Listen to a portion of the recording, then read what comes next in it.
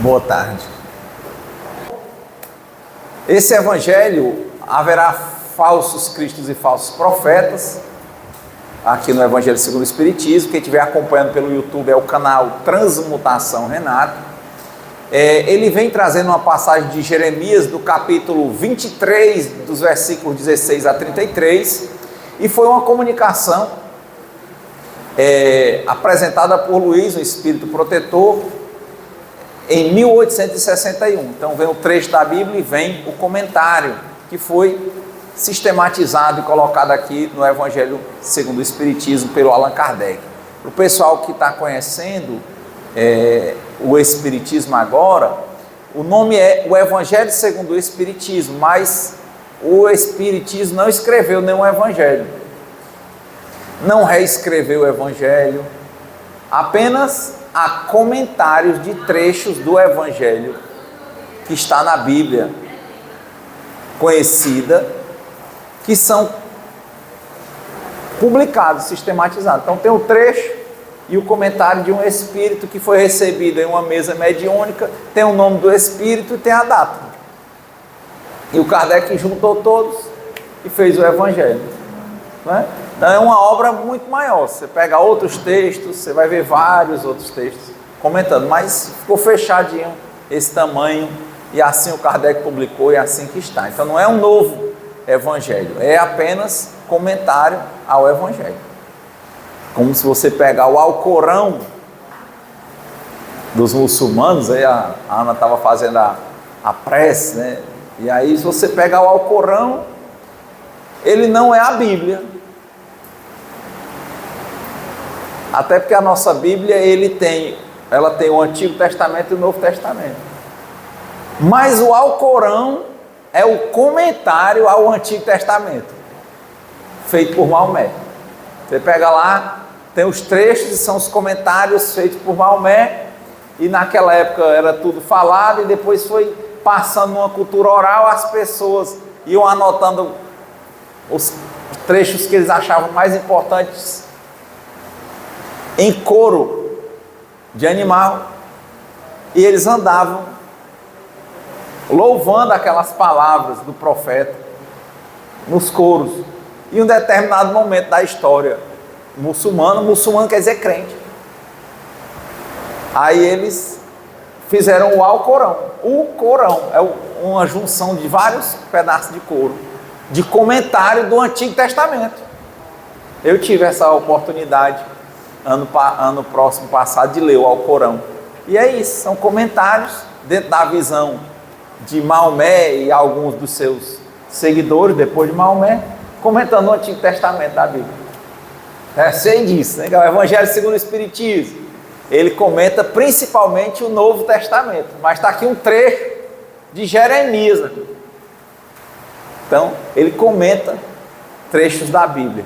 O Alcorão descarta o Novo Testamento da Bíblia, no sentido de não entende Jesus como o Messias, mas lá fala, várias vezes no Alcorão fala de Maria, de Jesus, os reconhece não como o católico os reconhece. Então há sempre essa divergência de interpretação, mas foi muito salutar ter dado uma passada pelo Alcorão, pela Bíblia e pelo Evangelho segundo o Espiritismo. Então a Bíblia é um texto básico, o Evangelho segundo o Espiritismo é um comentário que foi feito em mesa mediúnica a determinados trechos, e o Alcorão, por exemplo, muçulmano, é um comentário da Bíblia como um todo, com ênfase no Antigo Testamento, feito pelos muçulmanos.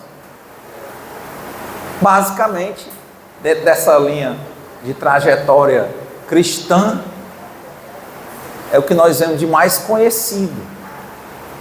E aí vem a pergunta, quem está certo, quem não está certo? E é o Evangelho. Jeremias e os falsos profetas. Haverá falsos cristos e falsos profetas. E ele termina esse Evangelho exatamente trazendo a questão de comunicações mediúnicas, porque vocês que conhecem algum centro espírita já devem ter visto falar de psicografia que é a comunicação dos espíritos, intermediada por um médium e colocada no papel. Grafia, psicografia, psique é alma, né? Grafia é escrever, psicofonia, psique é alma, fonia é falar. Então é um médium de ouvir e falar, outro é um médium de ouvir e escrever. Tem médium que escreve, que fala, que vê, que materializa. E ele está dizendo exatamente que esse médium, ele também é um intérprete. O que o Espírito está dizendo para ele, por vezes ele vai ter que interpretar. E ele também está dizendo, o Evangelho, que quem escuta também é um intérprete. É partindo desse tipo de compreensão que nos últimos tempos nós temos trabalhado o Evangelho na perspectiva de espelho. Muitas vezes eu falo de trechos, de algum trecho de vida, da minha vida, de alguma vida, alguma coisa, para que sirva não como exemplo, mas para que sirva como espelho, para que você, o intérprete principal da sua própria vida, possa enxergar melhor a si mesmo no contexto da vida, nos seus relacionamentos, e possa usar melhor o seu livre-arbítrio e fazer as suas escolhas.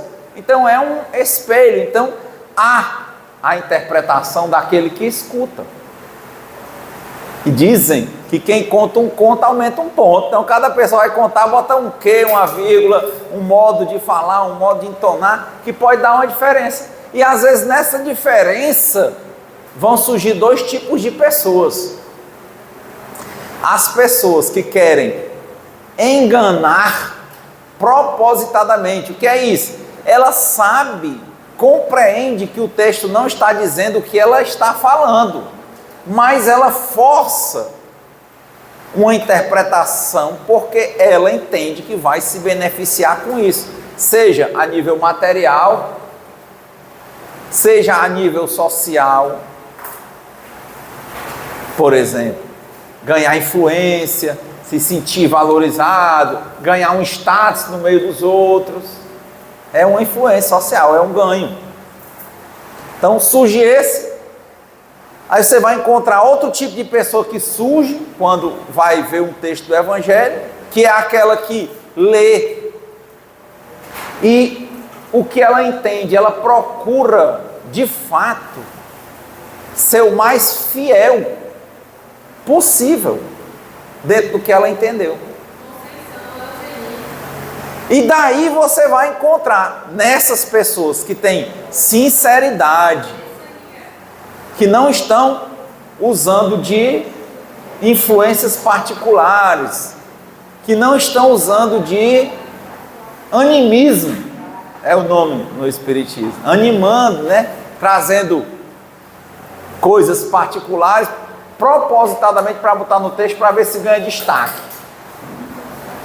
Então, dentro dessa linha de pessoas que está lendo, sempre é esse conjunto. Tem o texto, tem o primeiro intérprete do texto que ele colocou no texto, tem eu que estou lendo aqui o texto e estou interpretando, e tem o que eu vou passar para vocês, o que é que está dentro de mim. Eu posso passar para vocês o que de fato eu entendi, ou eu posso manipular a minha fala. E tem você, que você pode escutar o que o texto, ou o que eu estou falando, o texto está dizendo o que eu estou falando, ou você pode estar com uma vontade muito grande de se enganar. Você quer tirar leite de pedra. Você pode estar querendo que o texto diga o que ele não diz, só porque vai agradar o seu ego.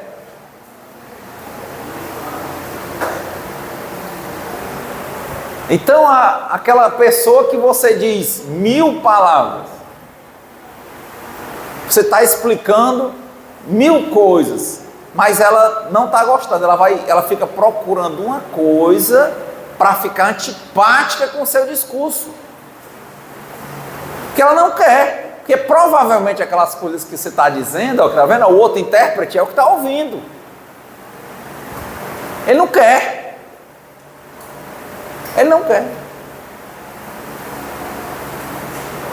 Coisas simples, ele vai ficar batendo. Ontem eu estava tendo uma conversa com uma pessoa e ela dizia assim: olha, Renato, quando você fala que quando um dedo aponta para lá, falando do defeito do outro, tem 3 para si, não é bem assim não, é porque eu acho que não é, eu não me identifico. Na verdade, a pessoa tem muita vontade de passar a responsabilidade dela para os outros.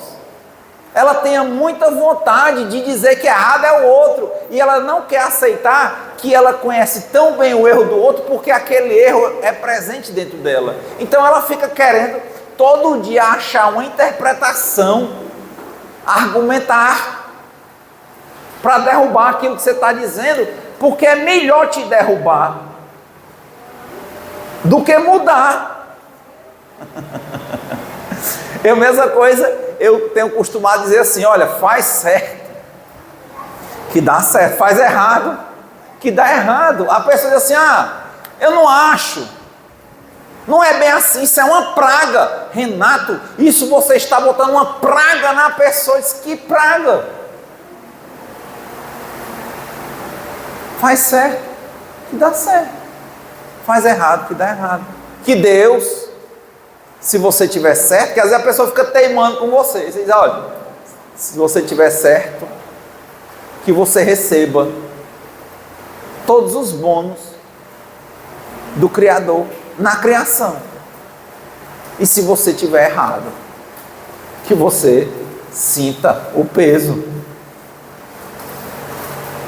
da mão do Criador na criação. Mas não importa se eu digo ou não, as coisas são assim, até onde eu tenho compreendido. Não porque é um olho por olho, dente por dente, mas porque a finalidade da vida é aprender a cumprir a vontade de Deus. Não é isso? Jesus diz: seja feita a vossa vontade antes da minha. Pai, se podes, afasta de mim esse cálice, mas que seja feita a vossa vontade antes da minha. Então é entender a vontade de Deus, que aí você se entende na criação, quem é você, por que você nasceu, onde você está. É a parte filosófica, quem eu sou. O meu filho me colocou para assistir um filme do Pokémon. Aí eles pegaram e criaram um híbrido. Pegaram o DNA de esses personagens de criança e criaram um híbrido. E o nome do bicho virou Mewtwo, acho que é assim. E o filme todinho era ele dizendo assim: quem eu sou? Para que eu fui criado?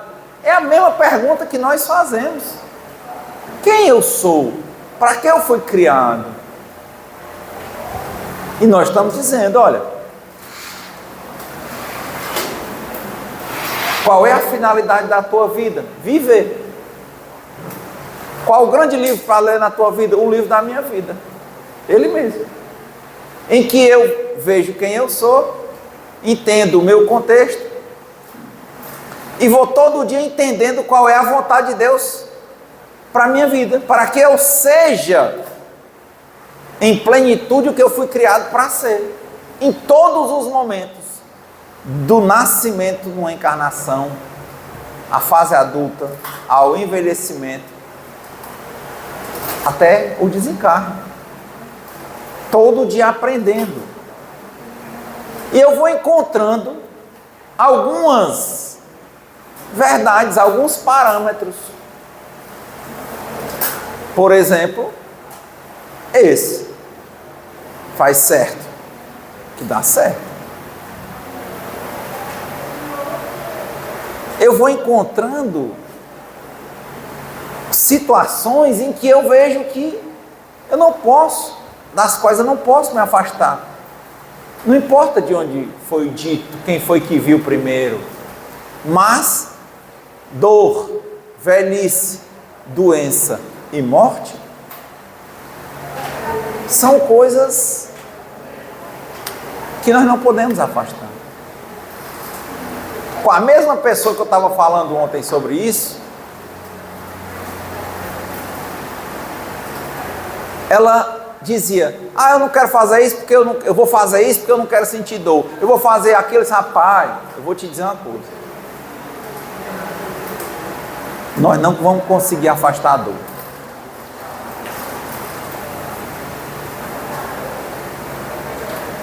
Sempre vai doer. Encarnado tem dor. Agora, são coisas da criação poderosa de Deus. A alegria, ninguém cultiva a alegria. A alegria vem e ela vai. Quando você vê, você sente uma alegria, não tem nem motivo. Não tem muitas vezes motivo. É uma sensação de bem-estar, uma coisa, sabe, não tem passado, não tem futuro, você sente a alegria. E ela passa. E a dor, ela vem. Doença, vem. Ah, mas se eu não comer isso, porque tem as doenças comportamentais. Mas, por exemplo, todo mundo sabe que adoecerá. Eu olhei outro dia e eu botei o livro assim, mais perto, embaçou. Aí eu fui para o oculista. Ela disse, meu filho, sabe como é o nome disso aí? Velhice. Quando a gente passa dos 40, o cristalino do olho, ele não se organiza como ele era. E não tem jeito. Então, tem uma doença da vista que chama isso. Que todo mundo, a partir dos 40, tem dificuldade para ver de perto. Embaça. O pessoal até brinca que a gente contabiliza a idade de uma pessoa quando ela começa a quantidade de óculos. É um óculos para perto, um óculos para longe. E ela disse, não, mas no teu nível não precisa botar óculos agora. Uma hora você vai ver que vai embaçar bem mais. Aí você volta aqui, eu te passo um óculos. Porque se passar, não tira mais. Então, bom, qual é a saída disso? Não tem. Mas era previsto dor, velhice, doença e morte.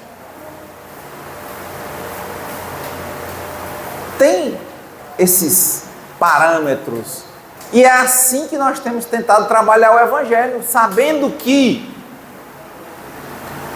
a pessoa que escuta, ela é tão intérprete quanto a pessoa que está aqui lendo e falando.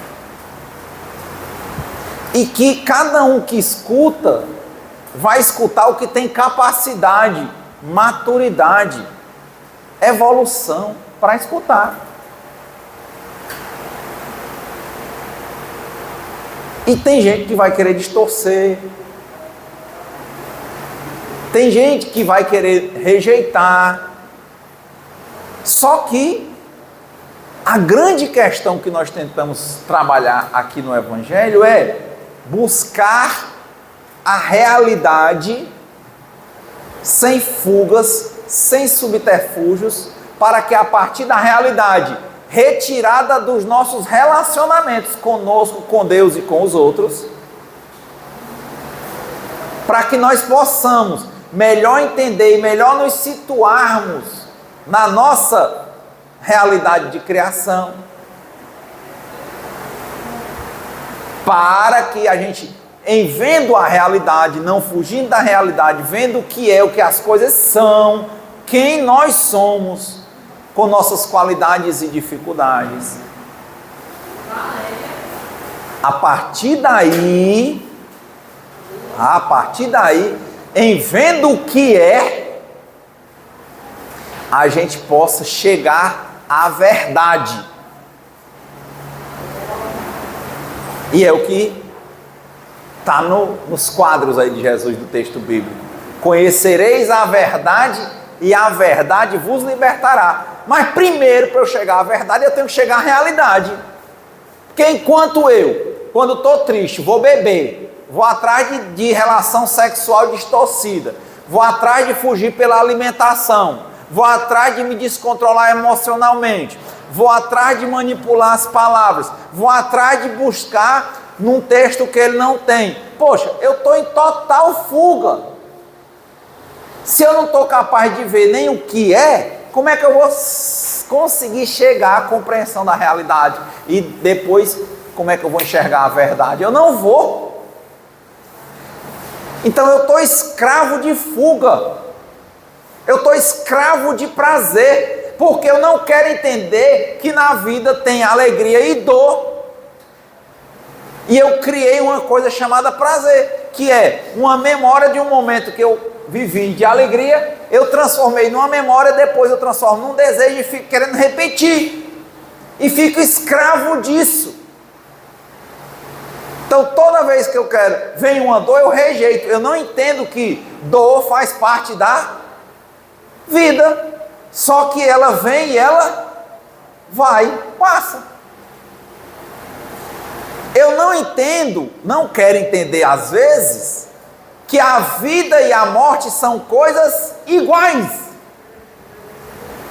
Eu só quero falar de vida e quero rejeitar a morte. Só que a morte faz parte da vida. Ai meu Deus, morreu. Meu filho, morrer e viver é uma coisa só. A vida é o todo. A gente fica querendo que a vida seja, olha a interpretação, que falso profeta que nós somos para nós mesmos.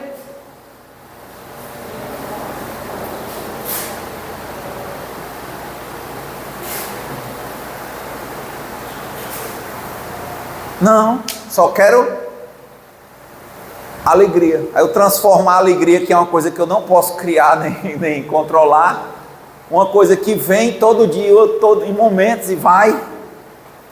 Eu quero transformar ela em prazer, que é uma coisa que eu fico repetindo. Aí eu me torno escravo do prazer, um vicioso, um adicto. Negando a vida, isso é uma fuga. Na hora que vem calor eu não quero, só quero vento frio. Na hora que vem dor eu não quero, só quero paz. Na hora que vem morte, não aceito, porque eu quero que a vida seja como eu quero, mas a vida não é como eu quero, a vida é como ela é. Olha a palavra que eu disse, a gente tem que acabar com as fugas para entender as coisas como elas são.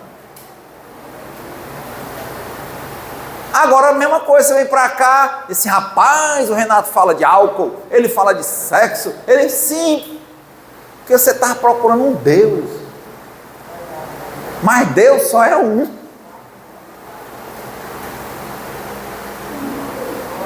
Então, aquele que segue, que quer obedecer, que quer se escravizar à opinião de alguém, quer endeusar alguém, é porque ele quer fugir de quem ele é.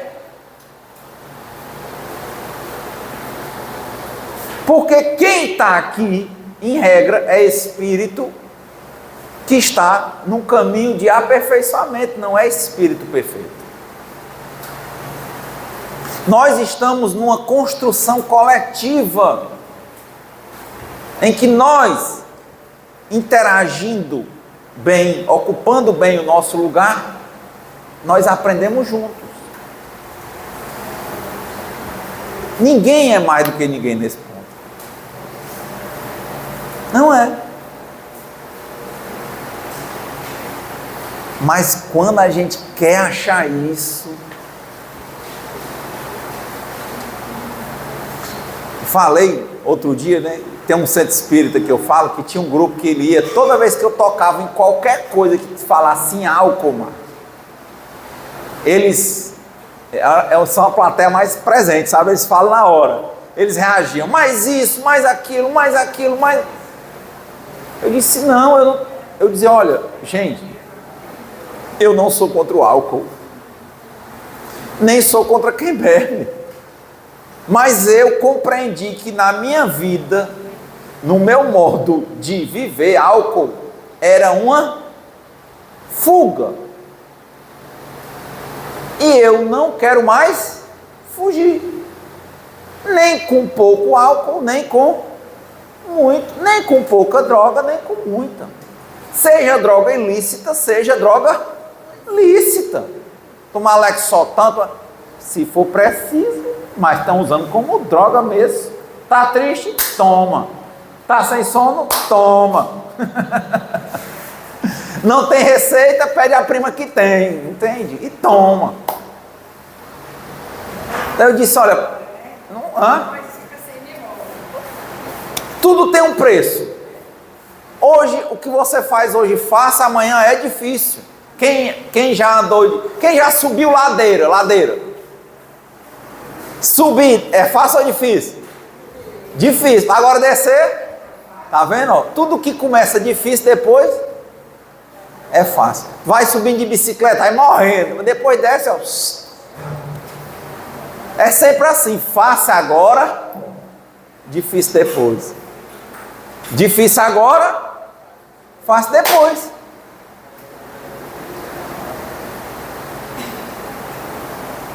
Então, foi apresentado na minha vida, nas minhas relações,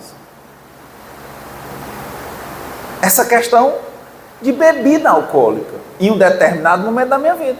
Eu poderia não querer entender, eu quis entender. O que eu compreendi foi: isto aqui na minha vida é uma fuga. E aí, o que é que você faz com isso? O que é que Deus está te dizendo? O que é que você vai fazer com isso?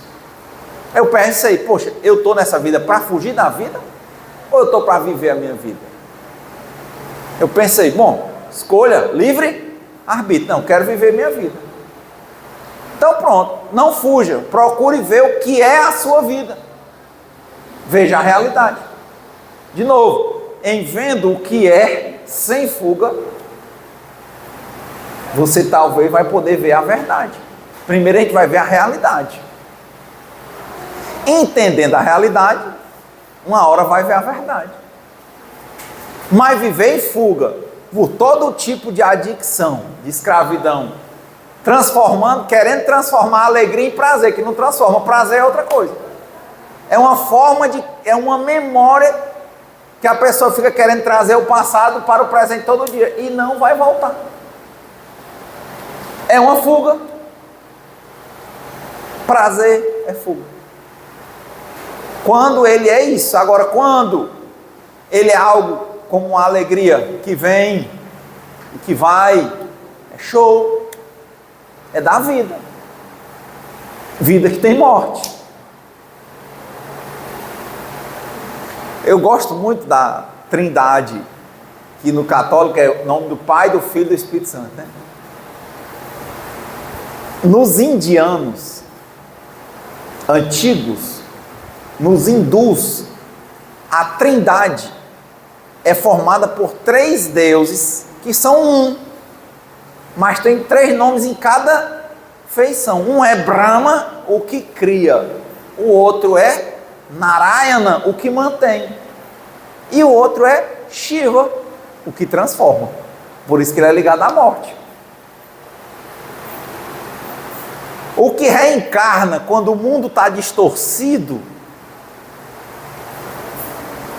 quando que eles dizem o mal está dominando, que eles lá não chamam mal, eles chamam o Adharma. Existe o Dharma, uma lei que rege o universo. Quando o erro, o descumprimento dessa lei está reinando,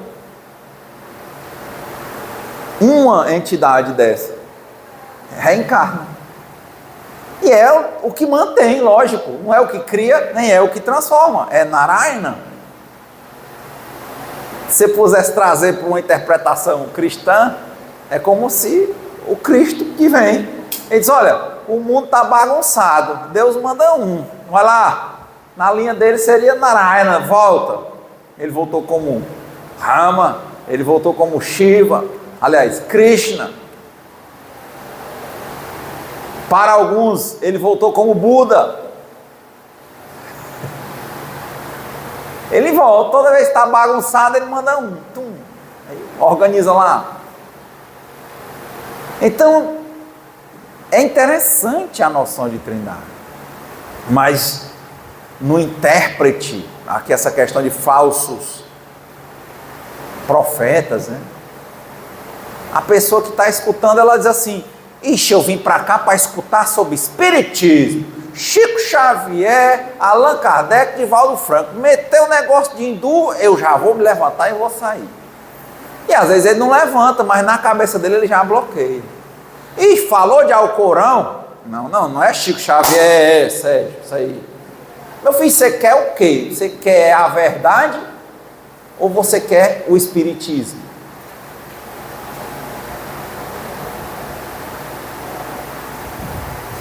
Porque Jesus não era espírita, era? Porque Jesus não era cristão? Ou era? Não era. Jesus era judeu. Eu estou brigando, meu filho. Jesus não era cristão. Jesus não era espírita. Então, de novo, você está aqui para balançar a bandeira do espiritismo ou balançar a bandeira da verdade? Eu entendo, compreendo que devo conhecer a verdade me libertará. Eu não quero saber se o nome dela vai estar dentro do espiritismo ou do muçulmanismo, ou é na igreja evangélica, ou é na igreja católica. Isso para mim não importa. Meu compromisso é com a verdade. E é o seu, é para ser o seu. Como dizia Paulo, vê tudo e retende o que é bom. Analisa tudo e retende o que é bom. Não importa de onde ela vem. Agora, no próprio estudo sistematizado do Espiritismo, Kardec via que a verdade, ela tem um parâmetro, ela é verdade em todo canto. Então ele pegava a comunicação de todo canto e dizia, eu pergunto uma coisa na Alemanha, uma coisa na Inglaterra, uma coisa nos Estados Unidos, uma coisa no Brasil, uma coisa na França, só manda a pergunta e impressionantemente as respostas vêm iguais. Ele disse, eu acho que ali está no caminho da verdade. Esse foi o sistema de elaboração dos textos espíritas básicos. Principalmente o livro dos Espíritos, as perguntas e respostas. Então você quer o quê? Você quer espiritismo ou quer verdade? Eu quero verdade.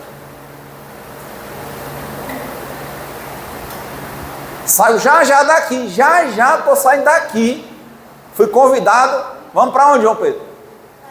Uma igreja evangélica, já.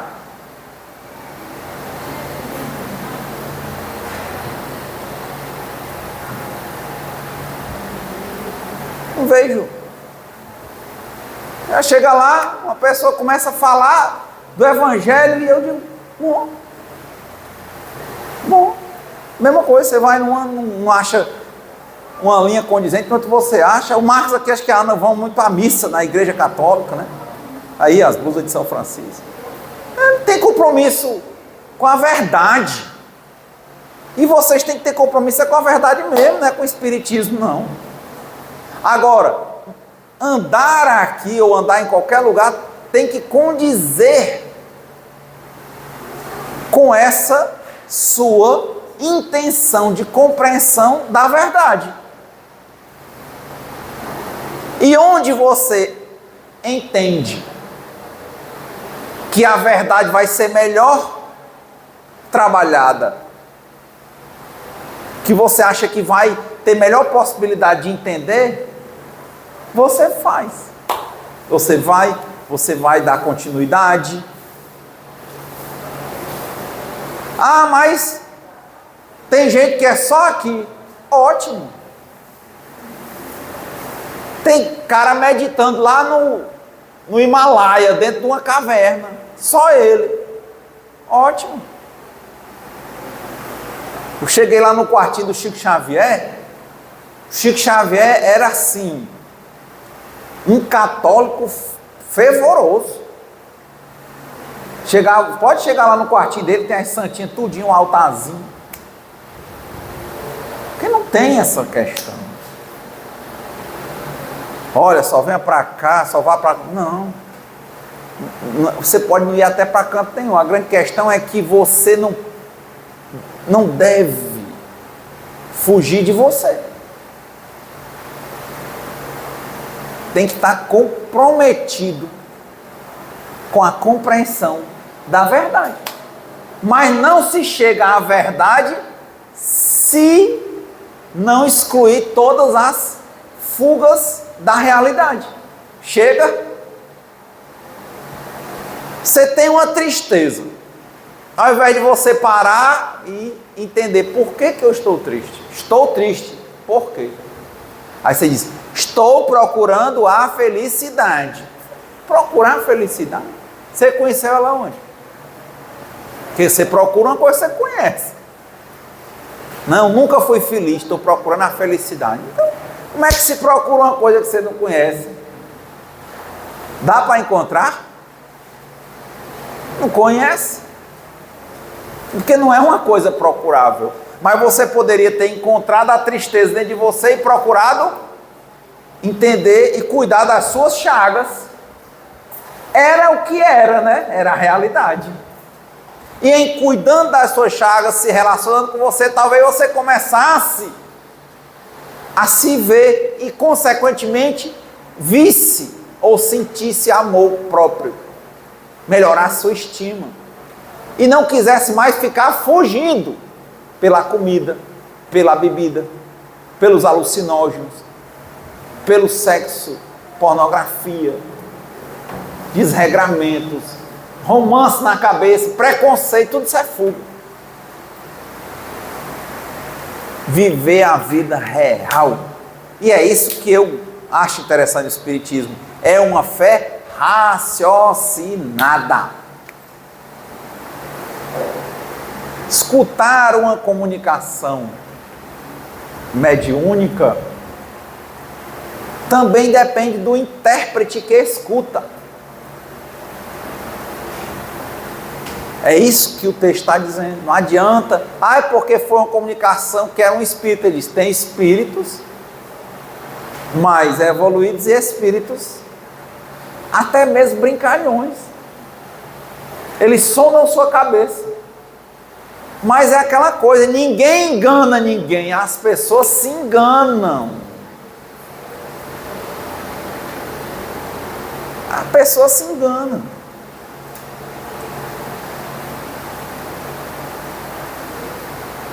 Tem uma história de escolha.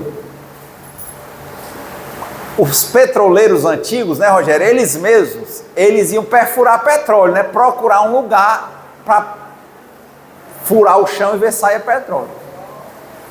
Aí disse que um petroleiro morreu, sabe? Aí foi para o céu.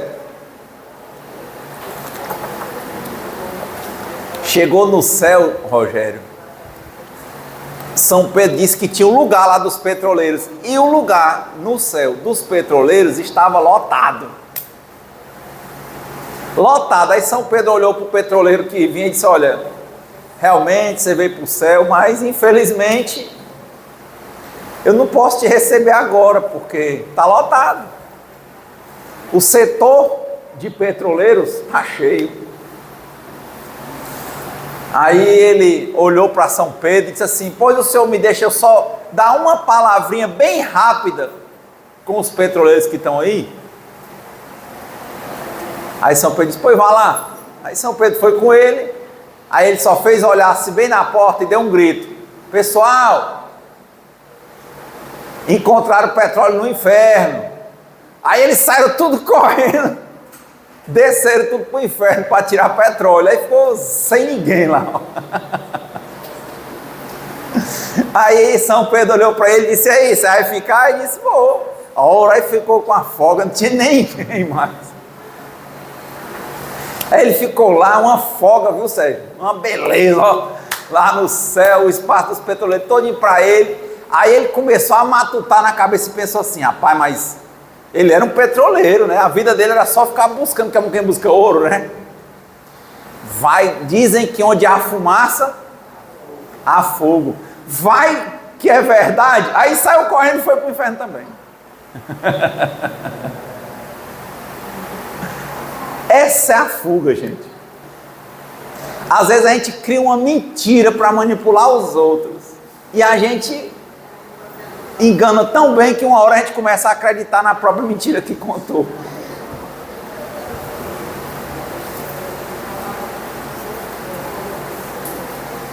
Porque a gente não estava buscando a verdade, a gente não estava vendo o que era, a gente estava atrás de mentira. Quem planta vento só pode colher tempestade, porque desenvolve.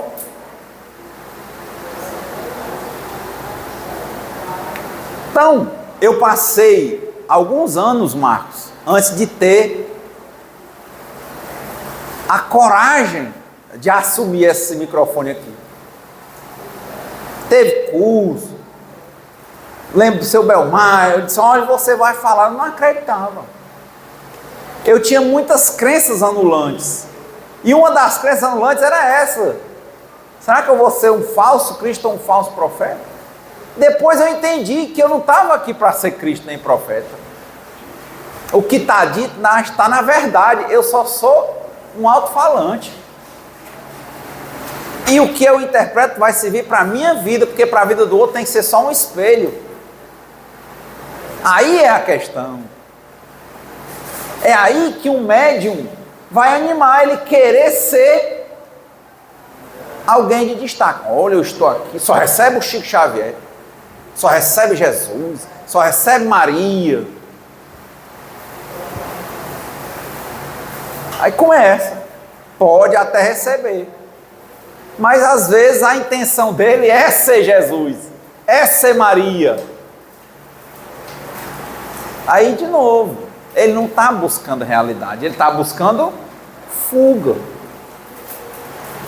Então, concluindo esse evangelho, em Jeremias e os falsos profetas, no capítulo haverá falsos cristos e falsos profetas, entenda, cada um que escuta é um profeta, porque é um intérprete.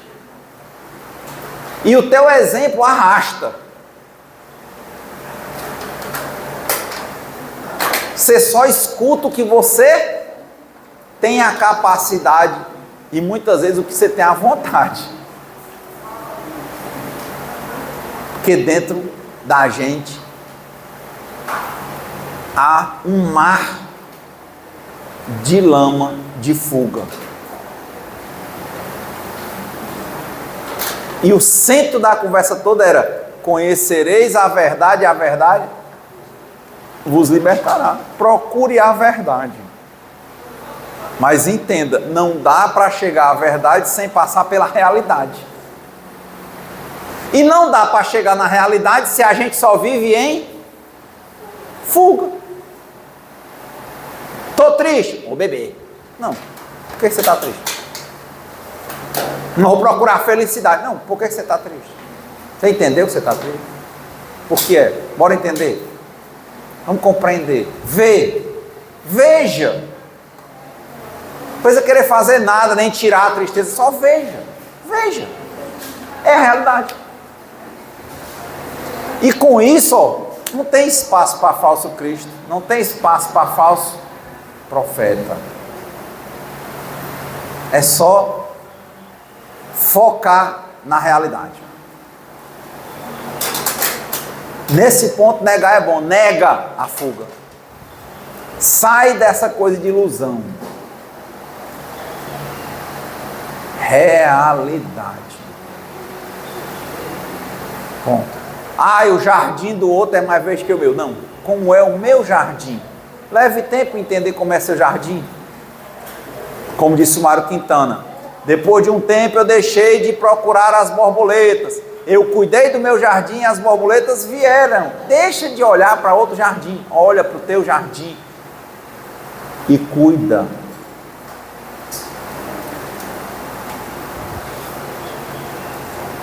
Então, que Deus nos conceda a serenidade para aceitarmos as coisas que nós não podemos modificar.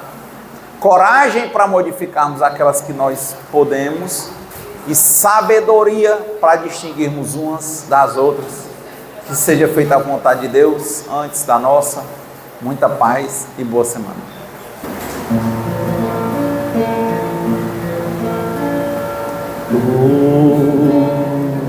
Que haverá se da praia, não buscaste nem sábios inimigos, somente queres que eu te siga, Senhor.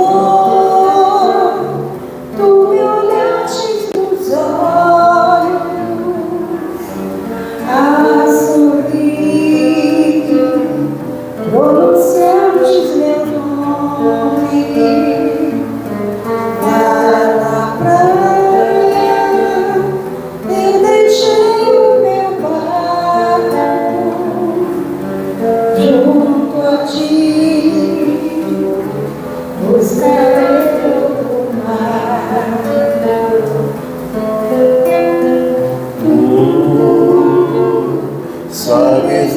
que meu barco, eu não quero espadas nem ouro, somente reis e o meu trabalho. Senhor, tu me olhastes nos olhos a sorrir, pronunciastes meu nome lá na praia. Eu deixei o meu barco junto a ti.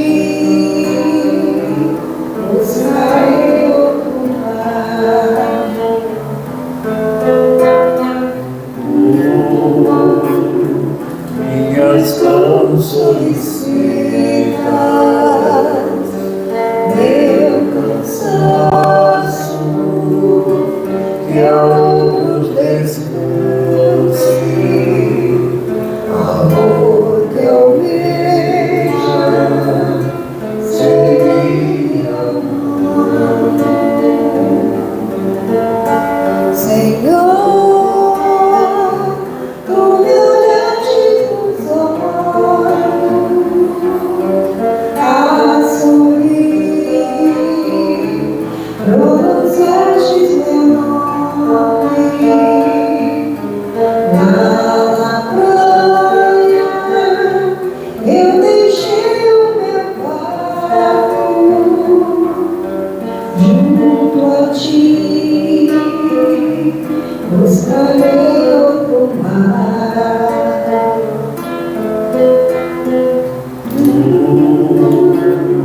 Pescador de outros lados,